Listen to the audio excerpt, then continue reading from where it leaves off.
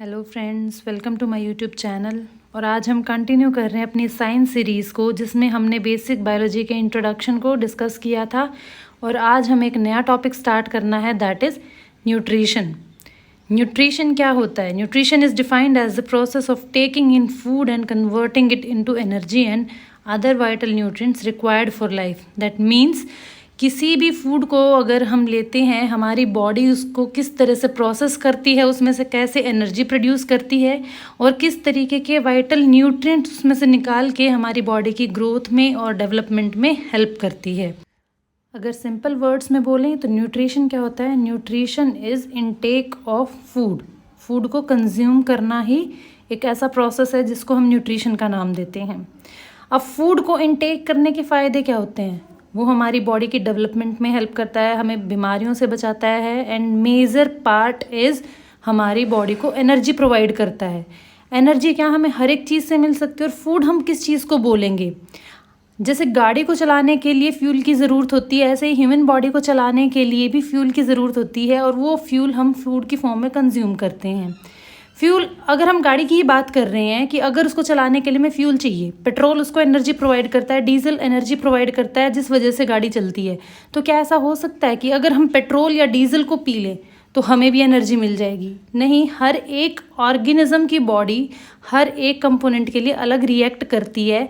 और हमारे लिए फूड क्या होगा? Anything that can be processed by our body and provide energy, that is called as food या न्यूट्रिएंट। अगर हम बात करें टाइप ऑफ न्यूट्रिशन की, तो न्यूट्रिशन दो टाइप का होता है, autotrophic mode of nutrition and heterotrophic mode of nutrition. Auto means self, अपना फूड खुद से प्रोड्यूस करना। प्लांट्स जो होते हैं वो अपना फूड खुद से प्रोड्यूस करते हैं, उस प्रोसेस को हम बोलते हैं फोटोसिंथेसिस। अपना फूड खुद से प्रोड्यूस करने के प्रोसेस में ऐसा होता है क्या? हाँ, कोई भी लिविंग ऑर्गेनिज्म है वो ऑर्गेनिक फूड को ही प्रोसेस कर पाता है। तो किसी भी इनऑर्गेनिक टाइप के मटेरियल को ऑर्गेनिक मटेरियल में कन्वर्ट करने का प्रोसेस होता है ऑटोट्रॉफिक मोड ऑफ न्यूट्रिशन। ये कैपेबिलिटी प्लांट्स के पास होती है, जिस प्रोसेस को हम बोलते हैं फोटोसिंथेसिस। कुछ बैक्टीरिया हैं जो अपना फूड खुद से प्रोड्यूस कर पाते हैं, उनको हम बोलते हैं सियानोबैक्टीरिया। ये सब हम डिटेल में डिस्कस करेंगे प्लांट फिजियोलॉजी के अंदर। और अगर बात करें हेटेरोट्रॉफिक मोड ऑफ न्यूट्रिशन की, तो हेटेरोट्रॉफिक मोड ऑफ न्यूट्रिशन होता है कोई भी ऑर्गेनिज्म जो अपना फूड खुद बनाने के लिए कैपेबल नहीं है। वो किस पे डिपेंड रहेगा? वो प्लांट्स पे डिपेंड रहेगा, अदर एनिमल्स पे डिपेंड रहेगा। तो उस प्रोसेस को हम बोलते हैं हेटेरोट्रॉफिक मोड ऑफ न्यूट्रिशन। अब इसके भी फर्दर 3 टाइप होते हैं, parasitic, saprophytic and holozoic. Holozoic जो प्लांट्स और एनिमल्स दोनों सोर्सेज से अपना फूड कंज्यूम करते हैं, जिसको अभी हम डिटेल में डिस्कस करेंगे। एंड पैरासिटिक क्या होता है? पैरासाइट्स वो होते हैं जो किसी भी दूसरे लिविंग ऑर्गेनिजम्स के ऊपर चिपक के रहते हैं, उसकी बॉडी के अंदर रहते हैं और उसी पे डिपेंडेंट रहते हैं अपने फूड को लेने के लिए, जैसे लीच होती है। ऐसे ही सैप्रोफिटिक क्या होता है? डेड और डिकेइंग मटेरियल, कोई भी सड़ा गला जो मटेरियल है उससे अपनी एनर्जी कंज्यूम करने वाले। इसका एग्जाम्पल होता है fungus. Now comes to the next part, that is nutrients. जो हम बार बार बोल रहे हैं कि न्यूट्रिशन क्या होता है, intake of nutrients, intake of food. ये न्यूट्रिएंट वर्ड होता क्या है? जो न्यूट्रिशन के थ्रू हम कंज्यूम कर रहे हैं वो सारा क्या है? वो न्यूट्रिएंट्स हैं। बट न्यूट्रिएंट्स किस चीज़ को हम बोलते हैं? कोई भी ऐसा सब्सटेंस जो हमारी बॉडी में जाके हमें एनर्जी प्रोवाइड कर रहा है, जो हमारी बॉडी के सेल्स को, टिश्यूज़ को बनाने में हेल्प कर रहा है, हमें बीमारियों से लड़ने में हेल्प कर रहा है, जो भी हमारी बॉडी के इसेंशियल फंक्शंस को परफॉर्म करने में हेल्प कर रहा है, उसी को हम बोलते हैं न्यूट्रिएंट्स। अगर हम बात करें टाइप ऑफ न्यूट्रिएंट्स की, तो उसको हम 2 कैटेगरीज में डिवाइड करते हैं, मैक्रोन्यूट्रिएंट्स एंड माइक्रोन्यूट्रिएंट्स। मैक्रोन्यूट्रिएंट्स होते हैं जो हमें ज़्यादा क्वांटिटी में चाहिए, और माइक्रोन्यूट्रिएंट्स होते हैं जो हमें कम क्वांटिटी में चाहिए। मैक्रो में हम आगे स्टडी करेंगे कार्बोहाइड्रेट्स, फैट्स और प्रोटीन्स को, जिसका हमें ज़्यादा पोर्शन चाहिए होता है हमारी डाइट में। और माइक्रोन्यूट्रिएंट्स में आएंगे हमारे विटामिन्स एंड मिनरल्स, जो कि कम क्वांटिटी में चाहिए होते हैं। Now comes to carbohydrates. Carbohydrates क्या होते हैं? These are the hydrates of carbon, जिसके अंदर कार्बन और वाटर मॉलिक्यूल प्रेजेंट होते हैं। और किस रेशो में प्रेजेंट होते हैं? CnH2nOn। ये जनरल फॉर्मूला होता है कार्बोहाइड्रेट्स का, और इससे रिलेटेड एग्जाम में क्वेश्चन भी पूछा जाता है। कि what is the ratio of carbon, hydrogen and oxygen in carbohydrates. अगर मैं आपको ऑप्शन दूं कि रेशो किस तरीके का होता है, 1:2:1, 1:2:2, 2:1:1 या फिर 2:2:1, तो आंसर क्या होगा? Answer will B 1:2:1। अगर हम बात करें सोर्सेज की, तो कार्बोहाइड्रेट हमें मिलते कहाँ से हैं? ये हमें मिलते हैं ग्रेन्स, फ्रूट्स, वेजिटेबल्स, मिल्क और अदर डेयरी प्रोडक्ट से, जो हमारी बॉडी में जाने के बाद किस फॉर्म में कन्वर्ट होते हैं? ग्लूकोज के अंदर, या फिर हम उसको बोलते हैं ब्लड शुगर के अंदर। ब्लड शुगर का क्या काम होता है? Blood sugar that doesn't mean कि हमारा शुगर लेवल हाई है, लो है, या फिर ये किसी तरीके की डायबिटीज़ से रिलेटेड है। अगर वो नॉर्मल रेंज में रहता है तो वो हमें एनर्जी प्रोवाइड करता है। और अगर हमारा ब्लड ग्लूकोज लेवल, या फिर जिसको हम बोलते हैं ब्लड शुगर लेवल, वेरी करता है, नॉर्मल रेंज से कम हो जाता है या ज़्यादा हो जाता है, तो वो एक तरह की मेडिकल कंडीशन होती है जिसको हमें ट्रीट करना पड़ता है। अगर हमारा ब्लड ग्लूकोज लेवल कम हो रहा है तो हमें कार्बोहाइड्रेट डाइट को इंक्रीज़ करना पड़ता है, और अगर हमारा ब्लड शुगर लेवल हाई हो रहा है तो हमें कार्बोहाइड्रेट डाइट को कंट्रोल करना पड़ता है। अब बात करें अगर हम इसके फंक्शंस की कि कार्बोहाइड्रेट का हमारी बॉडी में क्या काम होता है, तो कार्बोहाइड्रेट का सबसे मेजर जो फंक्शन होता है हमारी बॉडी में, that is to provide energy. It act as a fuel. हमारी बॉडी डेली एक्टिविटीज़ जो भी परफॉर्म करती है, जो भी बॉडी फंक्शंस होते हैं, उसके लिए हमें एनर्जी कहाँ से मिलती है? एनर्जी के लिए हमारा मेजर सोर्स होता है carbohydrates. Second but important function is it inhibit the protein break down. Protein को टूटने से बचाता है, क्योंकि एनर्जी हमें मेजर पोर्शन कहाँ से लेना होता है? कार्बोहाइड्रेट से। आपने अक्सर सुना होगा कि वर्कआउट से पहले या एक्सरसाइज से पहले कुछ ना कुछ आपको खा लेना चाहिए ताकि आपकी बॉडी में एनर्जी लेवल मेंटेन रहे। अगर आप कुछ बिना खाए एक्सरसाइज करते हैं, वर्कआउट करते हैं, तो क्या होगा? आपकी बॉडी का जो प्रोटीन है वो ब्रेक होना स्टार्ट हो जाएगा, और इसी वजह से मसल पेन ज़्यादा होता है। Now comes to type of carbohydrates. Carbohydrates के दो टाइप होते हैं, सिंपल एंड कॉम्प्लेक्स। सिंपल कब बोलेंगे? जब 1 से 2 यूनिट अगर किसी भी कार्बोहाइड्रेट के अंदर है, शुगर यूनिट, तो उसको हम सिंपल बोलते हैं। लाइक अगर 1 शुगर यूनिट है तो मोनोसैकेराइड, 2 शुगर यूनिट है तो डाइसैकेराइड। और अगर बात करें कॉम्प्लेक्स कार्बोहाइड्रेट की, तो 3 से 10 यूनिट अगर शुगर की हैं किसी कार्बोहाइड्रेट के अंदर, तो उसको हम बोलते हैं ओलिगोसैकेराइड। और अगर 10 से ज़्यादा यूनिट हैं तो पॉलीसैकेराइड। इन सब की एग्जांपल्स हम अभी डिटेल में डिस्कस करने वाले हैं। मोनोसैकेराइड्स में जो हमें पढ़ना है उसमें सबसे पहला है ग्लूकोज। ग्लूकोज क्या होता है? ग्लूकोज सबसे अबंडेंट, सबसे कॉमन फॉर्म है मोनोसैकेराइड्स की, हमारे नेचर में मिलने वाली सबसे ज़्यादा जो एनर्जी प्रोवाइड करने वाली फॉर्म होती है हमारी बॉडी में, उसको हम ग्लूकोज ही बोलते हैं।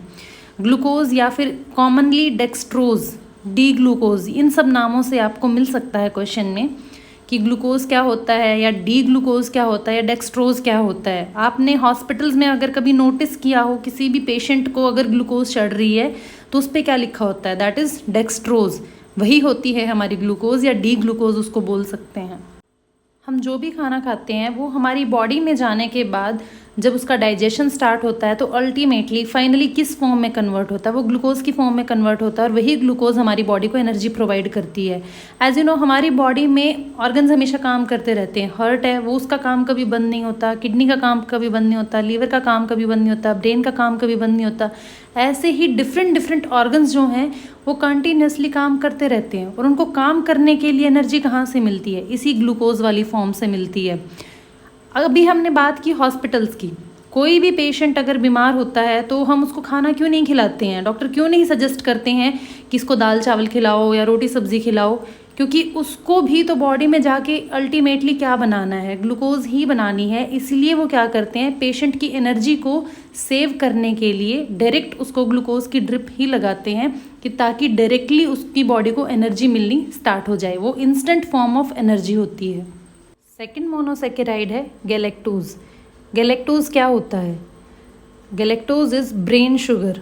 अगर आपको क्वेश्चन दिया जाए कि which of the following is brain sugar, और ऑप्शन में ग्लूकोज, फ्रक्टोज, गैलेक्टोज और सुक्रोज ये सब ऑप्शन रहे, तो आपका आंसर क्या होगा? गैलेक्टोज। गैलेक्टोज को ब्रेन शुगर क्यों कहा जाता है? क्योंकि हमारे जो ब्रेन के सेल्स होते हैं, जो नर्व टिश्यूज़ होते हैं, उनके अंदर एक ग्लाइकोप्रोटीन पाया जाता है, और वो ग्लाइकोप्रोटीन बनता है गैलेक्टोज से।